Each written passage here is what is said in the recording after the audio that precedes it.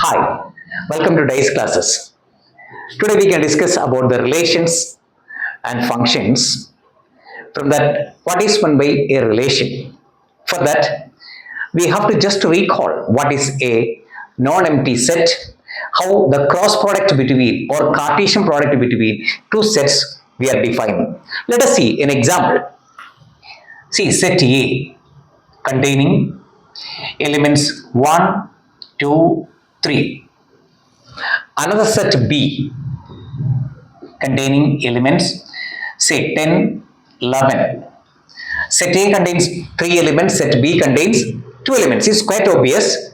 We can find Cartesian product between set A and B. What is Cartesian product? That is represented by A cross B, which is an ordered pair like A comma B. That A comma B itself will be one element.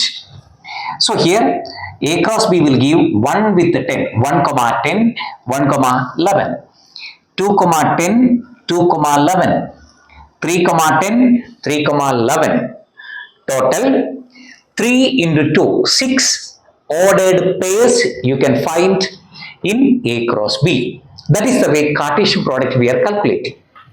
So let me write, see 1, 10, next 1, 11, 2, 10, 2, 11. What is next? 3, 10, 3, 11. 3, 10, 3, 11. All these are.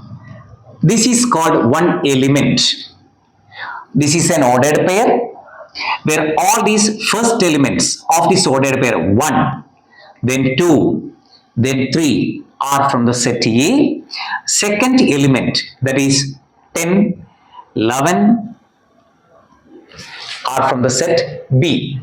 So number of elements which is represented by n of A cross B, we can count 1, 2, 3, 4, 5, 6.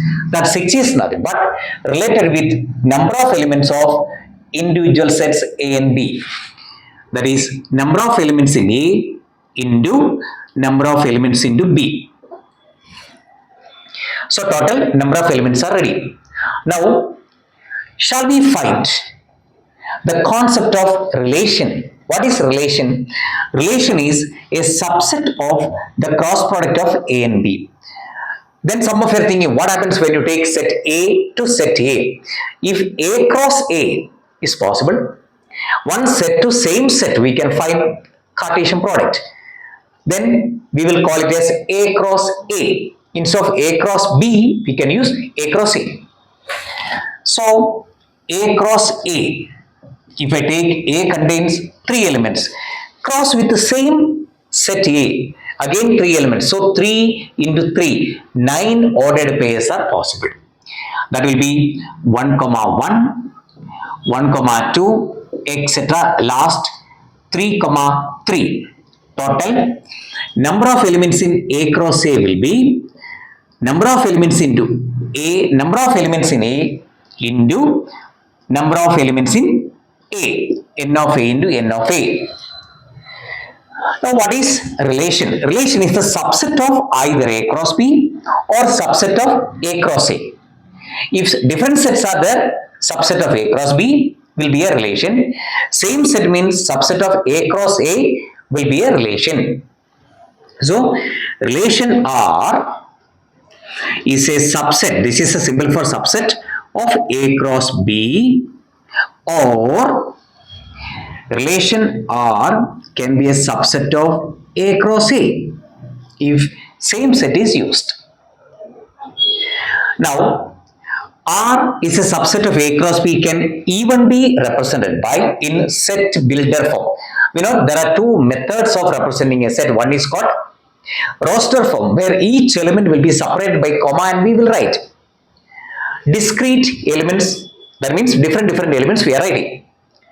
But in set builder form, only the property of the elements we will write. See, in this case, R is a ordered pair A comma B such that A belongs to set A, B belongs to set B. So For each ordered pair, first number will be from set A, second number will be from set B. When same set is used, what we can write? R equal to A comma B such that A will be from set A, B also from the set A only. That is the way in set builder form we are representing relations. Hi, welcome to today's classes. Today we can discuss how many relations are possible and what are the different types of relations. Let us consider a set A which contains 1, 2, 3 elements. We know a relation from set A will be subset of A cross A. Now, A cross A will contain, we know it is 3 into 3, number of elements in A into number of elements in A, which will contain 9 elements, which are 1, 1, 1, 2, 1, 3, etc. up to 3, 3. 9 elements are possible. Now, when you represent all these relations in the form of a Venn diagram, or you can call it as graphical representation, set A, set A. See 1, 2, 3. Here also 1, 2, 3. These ordered pair, if we join same way, then we can draw 1 related to 1. 1 related to 1. Next 1 related to 2. Next 1 related to 3. Like that 2 will relate to 1, 2 will relate to 3. So let me mark 2 will relate with 1, 2 with 2, 2 with 3. Next we can consider 3 with 1, 3 with 2, 3 with 3. So this is a relation. What is represented here is A cross A. Here, each element of A. So there are 3 elements. Each element means 1, 2, 3. Each element of A is related with every element of set A itself. See, 1 is related with every element of set A. 2 is related with every element of set A. 3 is related with every element of set A. Such a relation is known as universal relation. So, universal relation. So, this is the picturization of universal relation. So, guys, how to define a universal relation? A relation R from set A is said to be a universal relation if each element of set A is related with every element of set A. Let us consider another relation where set A contains 1, 2, 3. Okay. Set A to set A, 1, 2, 3. I am not connecting any element. So no element in set A is related with any element in set A. No connection. Such a relation is known as empty relation. Means relation is empty. Or null relation or void relation. VOID, void relation. Void, or you can call it as null relation or empty relation. Empty relation. Both void relation or empty relation and universal relation defined from the set A is together called as trivial relation. What is meant by trivial relation? Trivial relation. So generally, a trivial relation will be null relation or empty relation as well as universal relation. Trivial relation will be universal as well as empty relation. Empty relation. Both are generally known as trivial relation. Next, we can consider what is the meaning of different types of relations. In that, the first one is reflexive relation. We can consider relation A, cross A. A cross A is a relation. That is a universal relation because each element of A is related with every element of A means it should be A cross A only. So A cross A itself is a relation. You can call it as universal relation. Now, reflexive relation definition. Reflexive relation.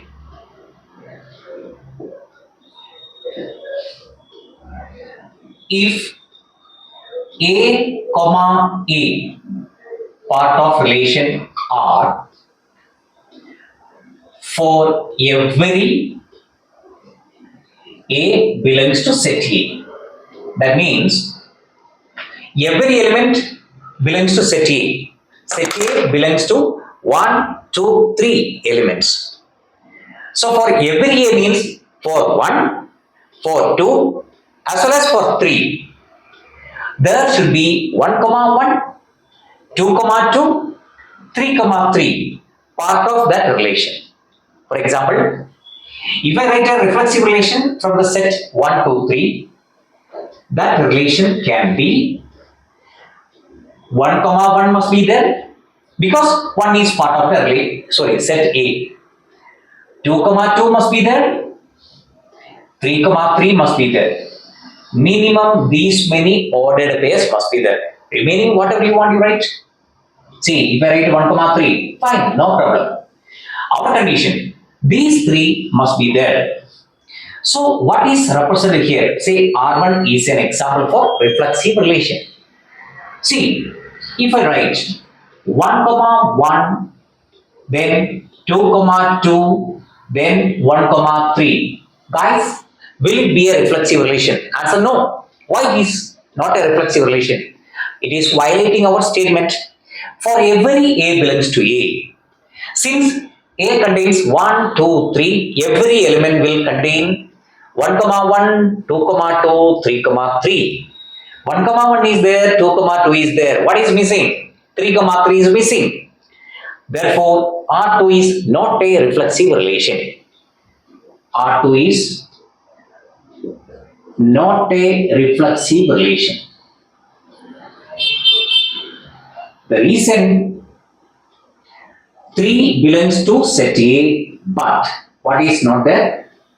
3, 3 does not belong to R. 1, what is there? 2, 2 is there. But R1 is a reflexive relation. R1 is reflexive. So this is the way a reflexive relation we are defining. Second type of relation is symmetric relation.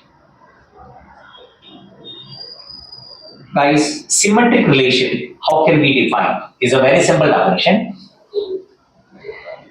For every A1, A2, A1 is an element of set A, A2 is an element of set A. That means two distinct elements, or it can be same element. For all, this is a symbol for all, A1, A2 belongs to set A if A1, A2 belongs to R. That means an ordered pair is there. Whatever ordered pair is there, its reverse form, that is A2, A1. This should imply A2, A1 should belongs to R. So A1 and A2 are taken from the set. So here you can write belongs to set name. But whenever ordered pair comes, you have to write relation name. So A1, A2 belongs to R should imply A2, A1 belongs to R. Example. Let me write relation R3, 1 comma 2. If 1 comma 2 is there, that means if A1 comma A2 is there, then A2 comma A1, that means 2 comma 1 should be there. So shall we call it as a symmetric relation? Yes, this is an example for symmetric relation. What about another relation? 1 comma 3, 3 comma 1, 1 comma 2. Is it a symmetric relation? Let us check. Catch each ordered pair. I'm catching the first ordered pair 1 comma 3. Then I thought 3 comma 1 must be there. Yeah, 3 comma 1 is there. Fine. 3 comma 1 is there. Then 1 comma 3 is required. Yeah, fine. Next 1 comma 2. To become symmetric, 2 comma 1 is required. But where can you see a 2 comma 1 here? No. Since 2 comma 1 is not there, R4 is not a symmetric relation. Then there is a quite confused. Sir, 1 comma 3, 3 comma 1 is there. Because of that, shall we call it as a symmetric relation? No. That is why. Every A1 comma A2 belongs to R. A2 comma A1 must be belongs to R itself. Here, two ordered pairs are satisfied that condition. But another one is not satisfied. If any one ordered pair is not satisfied, even though so many others are satisfied, we won't care. If any one is not satisfied, then the relation is not symmetric. So conclusion, R4 is not a symmetric relation. So conclusion is R4 is not symmetric. R4 is not symmetric. Reason, 1 comma 2 belongs to R, but 2 comma 1 does not belong to R. That is the reason why it is not a symmetric relation. Or I can write a general statement, A comma B belongs to R, but B comma A does not belong to R. That way, general way also we can express. Or you can write the particular numerical example why it is not symmetric. So two relations over, reflexive, symmetric. Now transitive. To explain transitive relation, we can consider the statement transitive relation.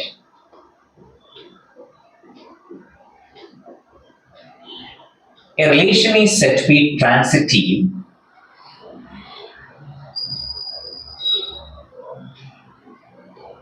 A1, A2 belongs to R and A2, A3 belongs to R. That implies, this is a notation for implies, the first A1 and A3. So here A2 is common. Which is not common? A1 and A3. So A1, A3 should belongs to R for all A1, A2, A3 belongs to set A. This is the definition for a transitive relation. A1, A2 belongs to R and A2, A3 belongs to R. Should implies A1, A3 belongs to R. Instead of A1, A2, you can take A, B, B, C. If that's a way, I can write A, B belongs to R and B, C belongs to R should implies, forget the common term. A and C are not common. So A, C belongs to R for all A, B, C belongs to set A itself. Example, from the same set A, if I write a relation 1, 2 followed by 2, 3, then compulsory 1, 3 must be there. 1, 3. Then 1 comma 2, 2 comma 3 we verified. What about 2 comma 3? Anything starting with 3? No, nothing is starting with 3. So forget that condition. 1 comma 3. Again, anything starting with 3? Nothing is there. So if no elements are starting in the form of b comma c, provided a comma b is there. That means 1 comma 2 is there. We are thinking whether 2 comma 3 term is there. 2 comma 3 is there means 1 comma 3 compulsory required. Here, forget this 1 comma 2 now. 2 comma 3. Think, anything starting with 3 is there? No, forget. That is part of our transitive. Next, 1 comma 3. Again think, anything starting with 3 is there? Nothing starting with 3. Forget. That relation is perfectly transitive.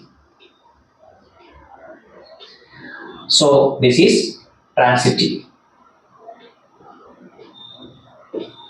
Then some confusing type of relation. Say just 1 comma 2 is there. And what kind of relation is 1 comma 2? See, there is a theory. Always a singleton relation is transitive. Very, very important point. Singleton relation means a relation which contains only one ordered pair. That relation will be always transitive. So one ordered pair only, 1 comma 2. So very clear, the relation is transitive. The reason for that, the transitivity of a relation is not contradicting. What is the meaning of that statement?